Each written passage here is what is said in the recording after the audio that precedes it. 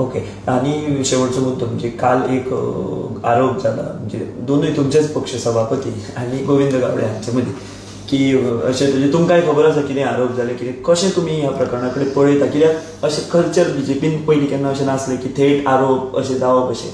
एक असा की दीस इज अवर फॅमिली म्हणजे आमच्या घरातलो विषय असा आणि त्यामुळे त्या विशय तसो सेन्सिटीव विषय त्यामुळे तसो हाताळूं जाय तो तेन्ना हांव आमचे मंत्र्या कडेन उलयतलो आनी आमच्या सभापती आनी मागीर तो विशय आसा तो मुख्यमंत्र्यां कडेन म्हाकाय उलोवपाक मेळुना पयलीं तें जाणून घेवन मागीर मुख्यमंत्र्या कडेन उलोवन आमी आमच्या हातूंतल्यान तो विशय आमी सेटल करतले कितें आसा तो उलयतले. आनी तुमी तेजो कॉग्निजन्स घेतला?